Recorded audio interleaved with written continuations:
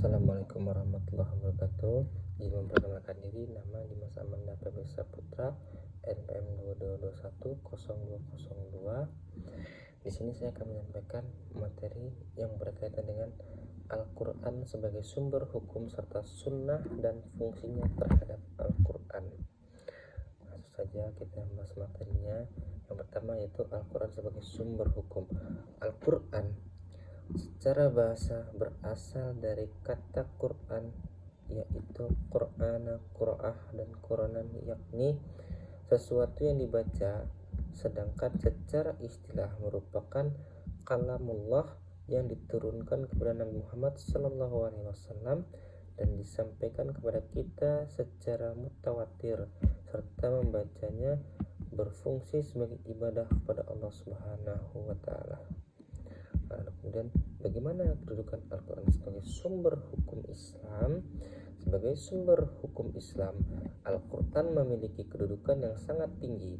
Al-Quran merupakan sumber utama dan pertama sehingga semua persoalan problematik harus merujuk pada berpedoman kepada hal yang berkesesuaian dengan firman Allah dalam Al-Quran, yang artinya, wahai orang-orang yang beriman, taatilah Allah dan taatilah Rasul Muhammad dan ulil amri yang pemegang kekuasaan di antara kamu. Kemudian jika kamu berlainan atau berbeda pendapat tentang sesuatu hal, maka kembalikanlah kepada Allah Subhanahu wa Ta'ala, Al-Quran dan Rasulnya Sunnah. Jika kamu beriman kepada Allah dan hari kemudian, yang demikian itu lebih baik bagimu dan baik akibatnya. Surah An-Nisa ayat 59. Lalu kemudian fungsi sunnah terhadap Al-Quran. Kata sunnah berarti jalan yang teruji. Sunnah ialah segala sesuatu yang ditinggalkan oleh Rasulullah SAW, baik berupa perkataan, perbuatan, takrir, sifat, fisik, atau akhlak serta perilaku kehidupan, baik sebelum diangkat menjadi Rasul maupun sudah diangkat menjadi Rasul. Lalu kemudian fungsi hadis terhadap Al-Quran. Yang pertama, mencegah kembali keterangan atau perintah yang terhadap di dalam Al-Quran. Yang kedua, menjelaskan dan menafsirkan ayat-ayat Al-Quran yang datang secara mujmal atau global, dan hal ini yang kaitannya ada 3 hal. Yang pertama, mentafsirkan segalanya secara terperinci ayat-ayat yang bersifat umum. Yang kedua, mengkhususkan ayat-ayat yang bersifat umum. Yang ketiga, memberi batasan terhadap ayat berdasarkan ayat bersifat mutlak.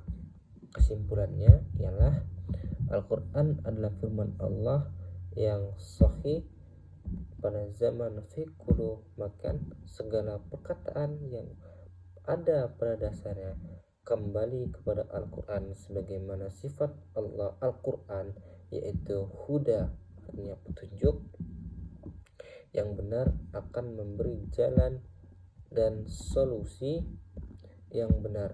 Meskipun Al-Quran hanya terdiri dari 30 juz, tetapi petunjuk yang ada di dalamnya sangatlah lengkap dan mencangkup semua persoalan yang ada. Dengan demikian, Al-Quran menjelaskan hukumnya yang terkandung di dalamnya dengan cara yang umum, terperinci sesuai dengan pokok bahasannya. Nah, itulah bahasan mengenai Al-Quran sebagai sumber hukum serta sunnah dan fungsinya terhadap Al-Quran. Jadi Al-Quran itu sebagai sumber rujukan umat manusia terkhususnya umat Islam di seluruh dunia. Lalu kemudian di samping itu juga ada hadis. Hadis itu ialah segala ucapan, tingkah laku, perbuatan Nabi yang disusun berdasarkan hadis-hadis itu. Itulah yang dapat saya sampaikan. Terima kasih atas segala perhatian. Mohon maaf atas segala kesalahan dan kesilapan. Assalamualaikum warahmatullahi wabarakatuh.